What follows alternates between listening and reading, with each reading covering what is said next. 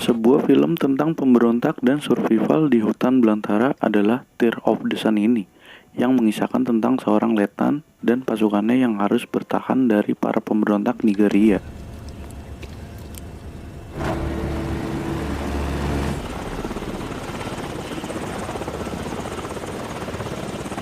Berlatar di Nigeria ketika konflik detik sedang melanda pemberontak dan rezim baru pun berbuat semena-mena dengan membantai beberapa suku dan para penduduk asli yang mana salah satu sukarelawan Amerika yang merupakan dokter ternyata kebetulan sedang berada di sana dan harus diselamatkan sebelum para pemberontak itu membunuh sang dokter dan para stafnya.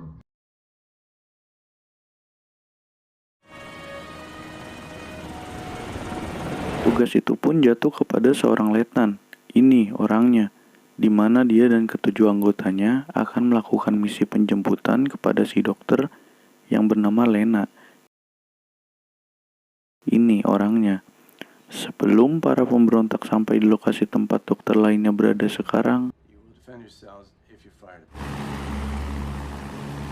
tepat sebelum azan subuh, mereka semua pun sudah bersiap di pesawat untuk terjun ke dalam hutan terdekat dengan lokasi Dr. Lena berada. Dan dengan wajah yang sudah dihitamkan, mereka pun menyusuri dengan penuh kewaspadaan hingga akhirnya sampai di lokasi Dr. Lena yang kebetulan sedang melakukan operasi.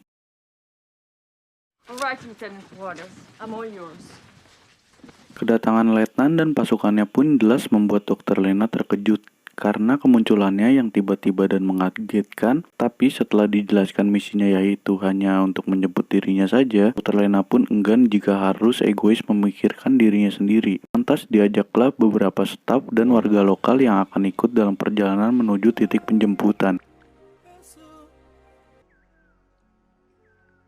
Singkat cerita, matahari pun tiba.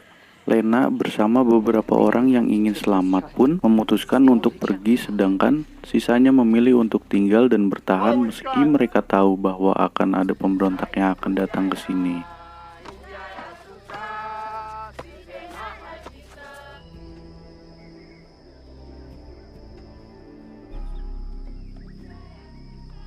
Come on.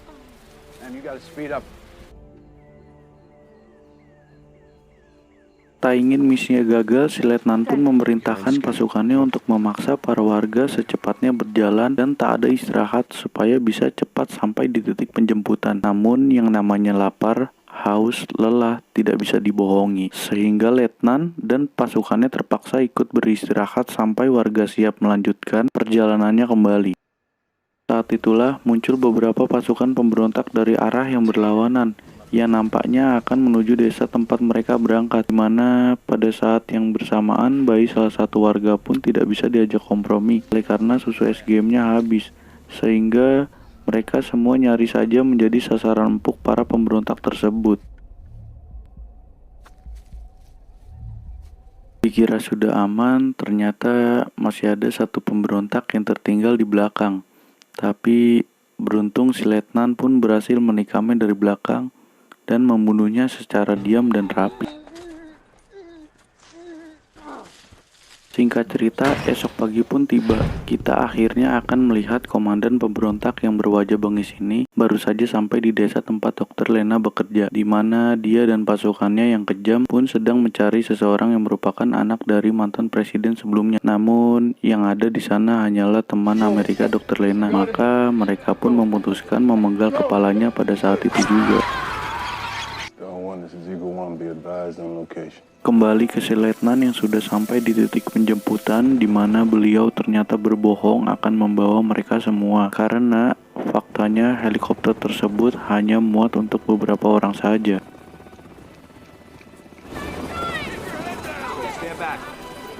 Lena pun sempat menampar pipi si letnan oleh karena merasa telah dibohongi, karena faktanya memang dari awal misi letnan adalah hanya untuk membawa dan menyelamatkan Dr. Lena dari zona perang tersebut.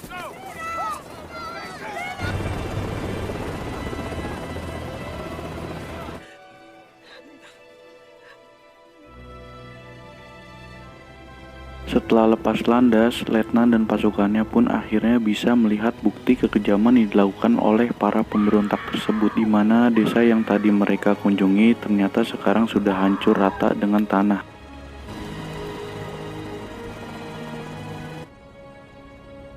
Sebagai seorang letnan yang masih punya jiwa sosial tinggi dan rasa kemanusiaan yang adil dan beradab, serta menjunjung tinggi hak dan kewajiban sebagai seorang makhluk hidup, beliau pun memerintahkan pilot untuk putar balik dan memilih untuk mengevakuasikan anak-anak dan lansia terlebih dahulu.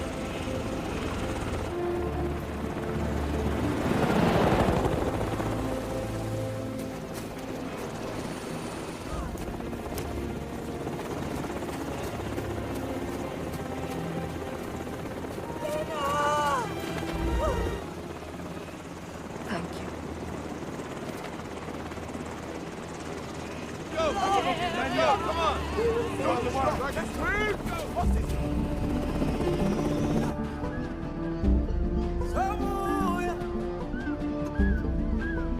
Ketika letnan meminta helikopter jemputan lagi, sang kapten pun menolak memberikannya oleh karena bahan bakar yang ada sangatlah terbatas yang disebabkan oleh konflik yang sedang terjadi. Sehingga kapten hanya memberikan solusi agar letnan dan pasukannya berjalan sejauh mungkin melewati hutan untuk sampai ke Kamerun yang menjadi lokasi aman di luar zona konflik tersebut.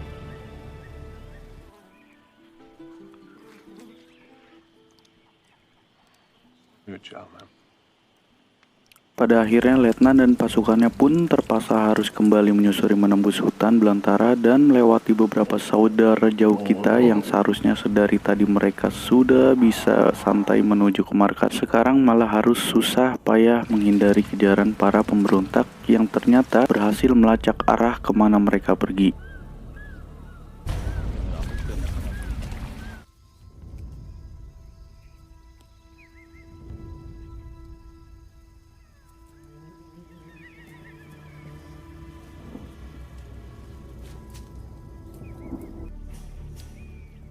Americans. Setelah berkilo-kilo berjalan menyusuri hutan yang tidak ada warung kopi, akhirnya mereka sampai di sebuah desa yang ternyata juga sedang diserang oleh kelompok pemberontak lain, di mana letnan dan pasukannya pun sangat amat dibuat miris tatkala melihat anak-anak oleh wanita disiksa dan dibakar hidup-hidup oleh para tentara pemberontak bengis tersebut. Keep your eye on the package. Roger that. Bermodalkan pengetahuan, strategi, taktikal persenjataan, dan tubuh tinggi besar mereka, letnan dan ketujuh anggotanya pun memutuskan untuk mengambil tindakan, di mana saat mereka sudah berhasil membunuh satu persatu pemberontak pun, ternyata tetap tidak bisa mengembalikan seluruh warga desa tersebut dan hanya menyisakan satu orang ibu yang itu pun sudah dalam kondisi terluka.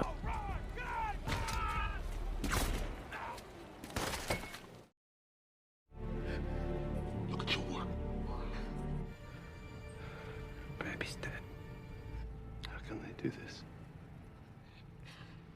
They cut off the breasts of men so that they'll never again feed their own babies.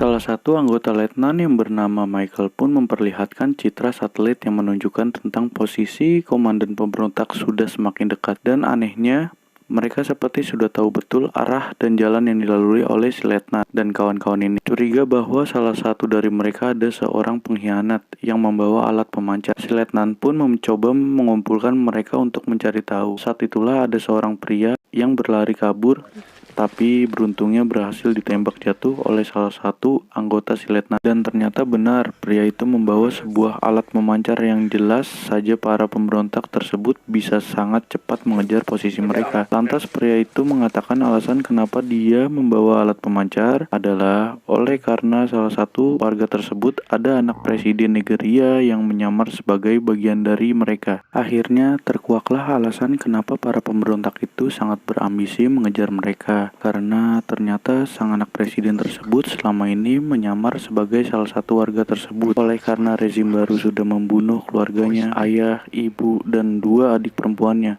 sehingga tak ada pilihan lain selain mengamankan diri ke desa tersebut, ditemani oleh salah satu pengawal yang selalu setia menjaganya. About this. You knew all the time and you didn't tell me. Pack up your things. Come on. Let's move out. Move it out. Singkat cerita, si komandan pasukan pemberontak pun akhirnya menemukan mayat pria yang memegang alat pemancar. Saat itulah terjadi ledakan yang berasal dari ranjau yang sebelumnya telah dipasang oleh si letnan, yang mana hal itu semakin membuat murka si komandan pemberontak ini. Si letnan sendiri kembali mencoba untuk meminta jemputan kepada kaptennya. Namun, dukungan udara saat ini ditolak oleh karena jalur yang dilalui sedang dalam fase kritis dan sangat berbahaya.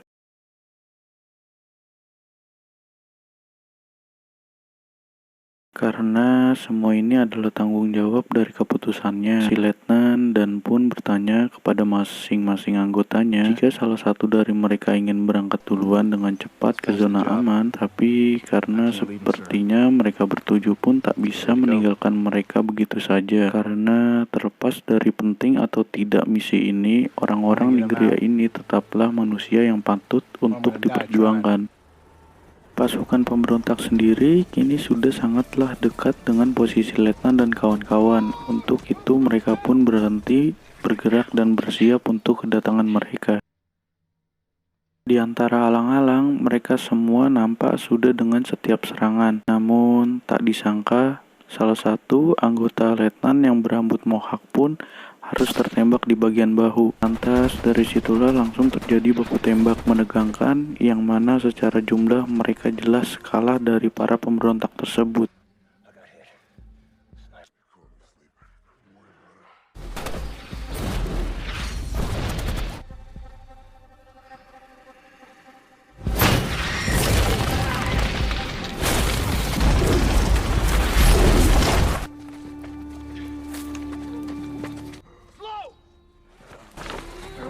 Sangat disayangkan, Michael pun harus tewas terkena ledakan yang tepat mengenai organ vitalnya. Saat itulah mereka langsung terpojok saat si komandan pemberontak menambahkan pasukannya.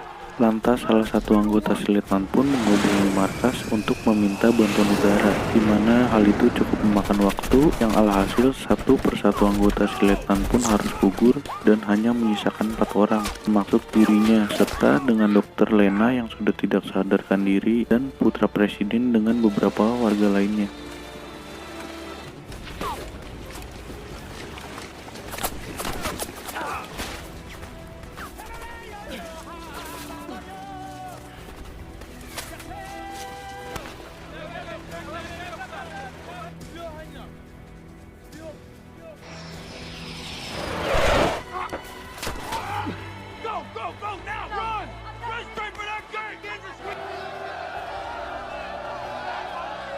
Ketika bantuan udara sudah mendekat, si letnan pun melemparkan asap menanda. Lantas dihujamlah para pemberontak itu dengan bom yang membuat komandan dan pasukannya tewas dengan penuh rasa kepuasan.